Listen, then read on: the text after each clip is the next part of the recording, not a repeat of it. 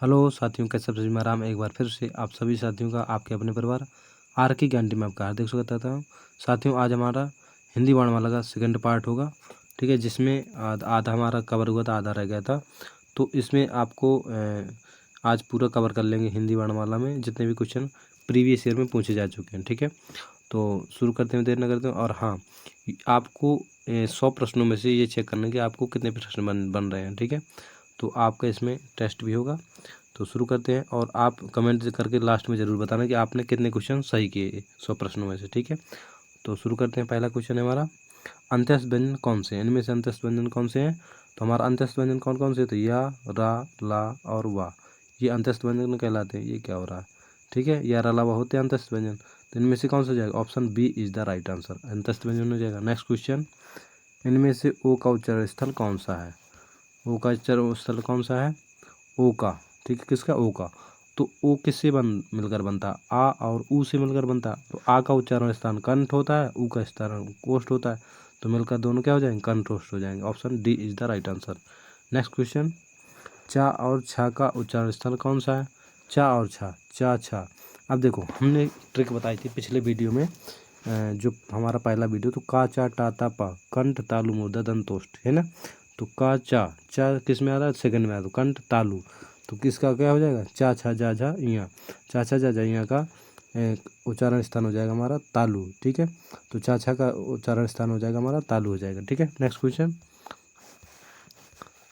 का, खा, का, गा, जा, फा ध्वनियाँ किसकी हैं? तो ये अरबी फारसी की ध्वनियाँ हैं, ठीक है। इनको रट लेना, बहुत बहुत पूछा जाता है प्रश्न में, ठीक है।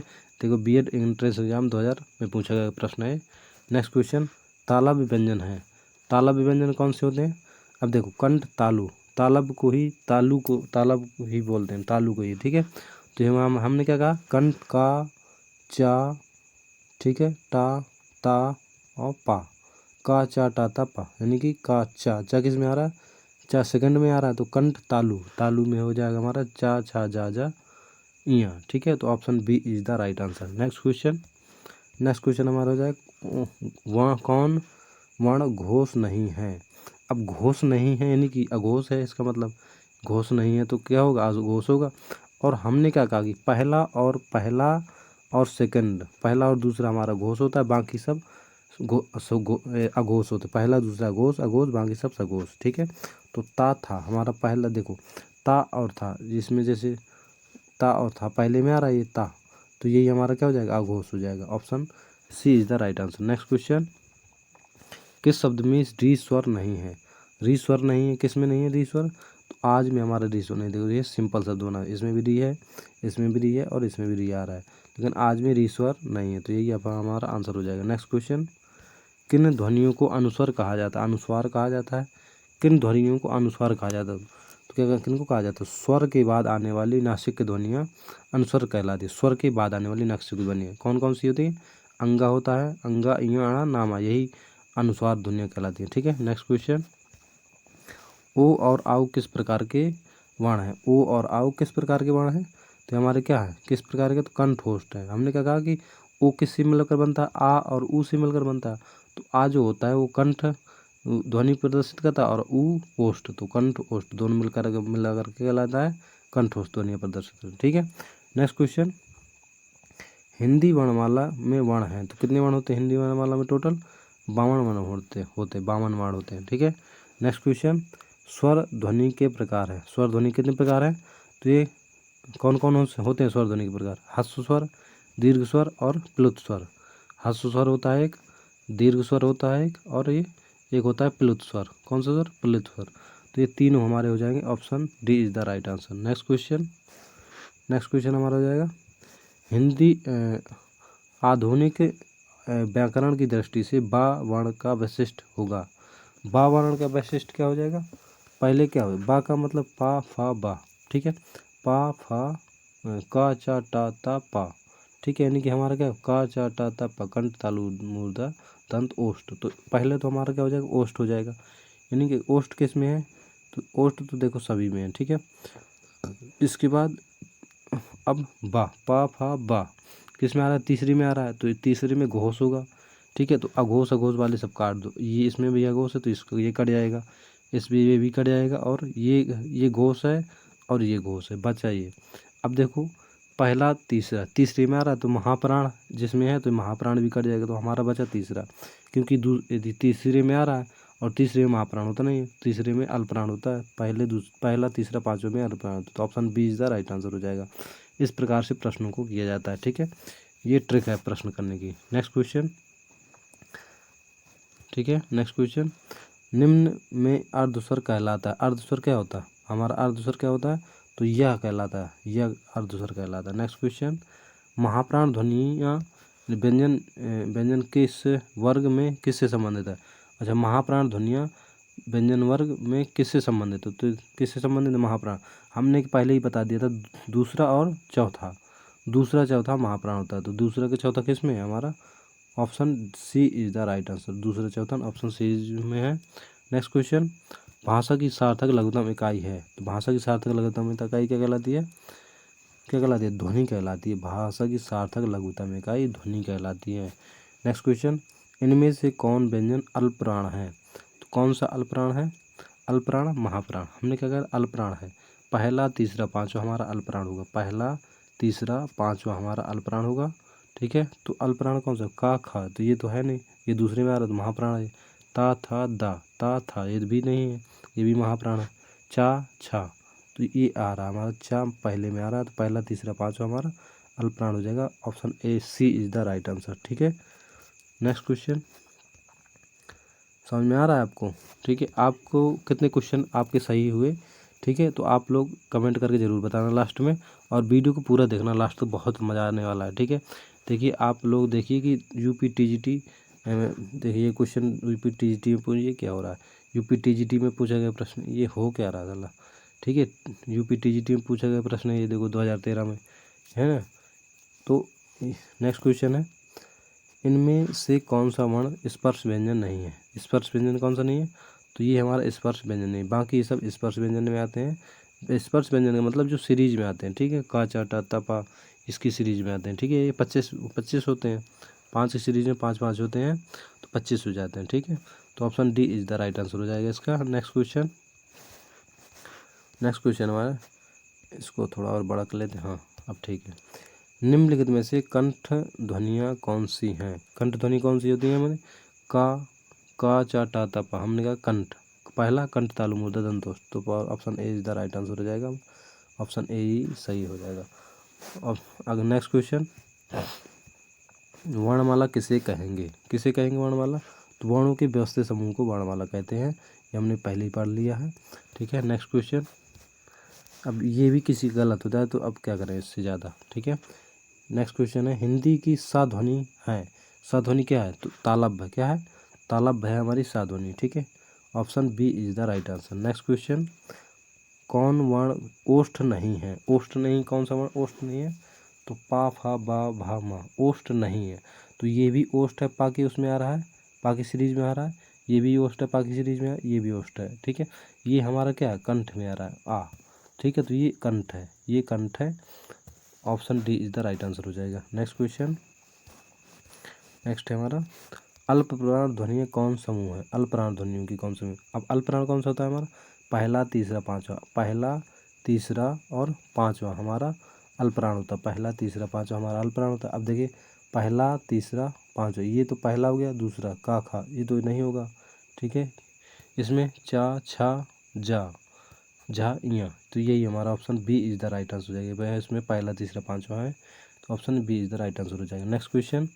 वर्ण शब्द का अर्थ नहीं होता है, रंग, आकाश, जाति और ये क्या लिखा है अक्षर, हाँ क्या नहीं होता है, नहीं होता है, उसने पूछा कि नहीं होता है, तो कौन सा नहीं होता, तो आकाश नहीं होता है, ठीक है, आकाश नहीं होता, option B is the right answer हो जाएगा।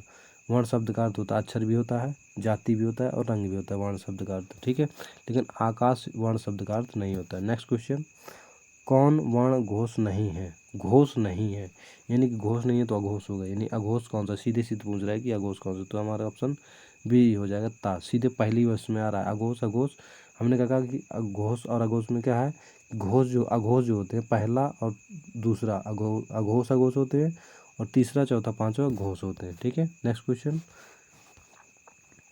ठीक है, मैं बार बार बता रहा हूँ, घोष, अराघोष और अल्पप्राण, महाप्राण। ठीक है, इनको आप रट लेना। किन ध्वनियों को अनुस्वर कहा जाता है?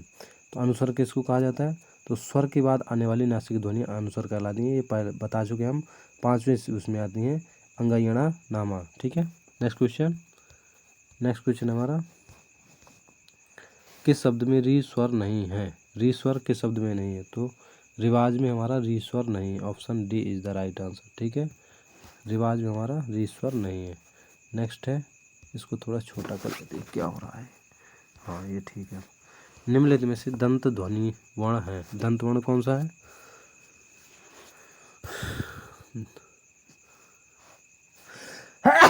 दंत वर्ण कौन सा है?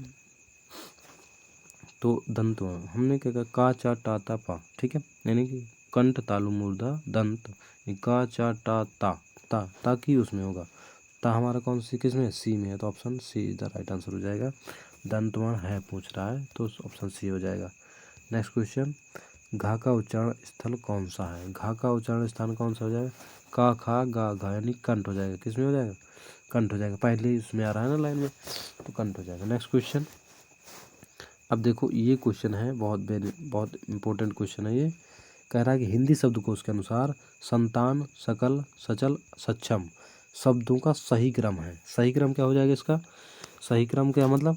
संतान, सकल, सक्षम और सचल। ठीक है, पहले देखो अंगा आता है ना, सबसे पहले अंगा आता है। ठीक है, फिर आहा आता है। ठीक है, फिर का आता है बाद में। ठीक है, तो पहले अंगा आता है, तो पहले अंगा वाला लिया, फिर का आता है। देखो फिर का और छा, छा से तरीके से का छा, का सा से मिलकर बनता है, फिर चाहेगा बाद में। तो यही सीरीज बिल्कुल सही, option D is the right answer हो जाएगा। ठीक है, आपको हम बता देंगे इसका एक उसमें आप हमारे टेलीग्राम चैनल में जुड़ जाइएगा। आर ज्ञान टीवी टेलीग्राम चैनल है, तो उसमें हम आपको ये सीरीज दिखा देंगे कि किस प्रकार की सीरीज बनती है। ठीक है, नेक्स्ट क्वेश्चन, निम्न में से महाप्राण वर्ण हैं, तो कौन से वर्ण महाप्राण है? हमने क्या कहा, तो दूसरा चौथा हमारा महाप्राण है, और पहला तीसरा पांचवा हमारे अल्पप्राण। ठीक है, तो हमने क्या कहा, ये तो देखो महाप्राण होगा नहीं, पहले ही में आता है ये। ठीक है, ता था, ये होगा हमारा अल्पप्राण, महाप्राण sorry. Option A is the right answer हो जाएगा। देखो सेकंड में आता है ना ता और था के बाद क्या था, तो ये सेकंड में आता है। नेक्स्ट क्वेश्चन, हिंदी शब्दकोश में अंगा आहा किस वर्ण के साथ आता है? अंगा और आहा किस वर्ण के साथ आता है? किस वर्ण के साथ आता है? आ के साथ में आता है। किसके साथ में आता है? आ के साथ में तो आता है अंगा और आहा। ठीक है, नेक्स्ट क्वेश्चन है, छा वर्ण किसके योग से बना है? छा हमने कहा कासा पहले ही क्वेश्चन ही बता चुके हैं। Option A is the right answer. ये फिर भी ये यूपी परीक्षा 2013 में पूछा गया प्रश्न है। नेक्स्ट क्वेश्चन है, निम्न में से कौन सा शब्द अमात्रिक है? अमात्रिक का मतलब बिना मात्रा के, यानी कि इसमें भी देखो मात्रा लगी बढ़िया की, इसमें भी छोटी की मात्रा लगी, बढ़िया की मात्रा लगी, इसमें भी मात्रा लगी बढ़िया की, लेकिन इसमें कोई मात्रा नहीं है। तो ये जिसमें कोई मात्रा न हो अमात्रिक कहलाते हैं। Option C is the right answer हो जाएगा।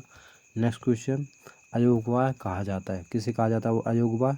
तो विसर्ग को, महाप्राण को, संयुक्त व्यंजन को, अल्पप्राण को। अयोगवाह किसे कहा जाता है? तो किसको कहा जाता है? अयोगवाह विसर्ग को कहा जाता है। Option A is the right answer हो जाएगा। टा वर्ग में किस प्रकार के व्यंजन हैं? टा वर्ग में किस प्रकार के व्यंजन हैं? तो हमने कहा का चा टा ता पा, ये हमने ट्रिक बताई आपको, का चा टा ता पा टा वर्ग में। अब का चा टा ता, का चा टा तीसरे वर्ग में आ रहा है, तो कंठ तालु मूर्धा, तो ये किस में हो जाएंगे? मूर्धन्य में हो जाएंगे। Option C is the right answer. ठीक है, नेक्स्ट क्वेश्चन, ये बड़ा क्यों हो जाता है बार बार? ठीक है, नेक्स्ट क्वेश्चन है, प्रश्न के आधार पर ला किस प्रकार की ध्वनि है? ला किस प्रकार की ध्वनि? तो ये पार्श्विक व्यंजन कहलाते हैं। किस प्रकार के व्यंजन? पार्श्विक व्यंजन कहलाते हैं। नेक्स्ट क्वेश्चन, हिंदी वर्णमाला में अंग और आह क्या है? अंग और आह क्या है? ये हमारे, तो ये है हमारे स्वर। ठीक है, स्वर है, लेकिन ये किस में आते हैं? अयोगमाय में आते हैं। ठीक है, स्वर में भी नहीं लिए जाते इनको। ठीक है, अंग आह को। नेक्स्ट क्वेश्चन हमारा, निम्नलिखित व्यंजनों में से कौन सा संयुक्त व्यंजन नहीं है? संयुक्त व्यंजन देखो, ये तो संयुक्त व्यंजन है, तो इसका ये नहीं होगा। ठीक है, ये भी संयुक्त व्यंजन है, और ता और रा मिलकर त्रा बनता है, ये हमारा संयुक्त व्यंजन नहीं है। Option B is the right answer हो जाएगा। ठीक है। ये देखो UPSSC आबकारी सिपाही द्वितीय परीक्षा 2016 में पूछा गया प्रश्न है, बहुत इंपॉर्टेंट क्वेश्चन है ये। नेक्स्ट क्वेश्चन, निम्नलिखित में से कौन सा व्यंजन स्पर्श संघर्षी व्यंजन है? कौन सा व्यंजन स्पर्श संघर्षी है? तो जा हमारा हो जाएगा स्पर्श संघर्षी व्यंजन हो जाएगा। ठीक है। नेक्स्ट क्वेश्चन है हमारा, हिंदी वर्णमाला में व्यंजनों की संख्या है। हिंदी वर्णमाला में व्यंजनों की संख्या कितनी है? 33। Option C is the right answer हो जाएगा। ये तो सबको बच्चों को पता होगा। तो आपको ये वीडियो अगर अच्छा लगे तो हमारे चैनल को सब्सक्राइब शेयर करें। धन्यवाद। और अगला 81 से हम तीसरे पार्ट में कवर करेंगे, क्योंकि ये ज़्यादा बड़ा वीडियो हो रहा था तो हम यहीं पर वीडियो को स्टॉप कर रहे हैं। धन्यवाद।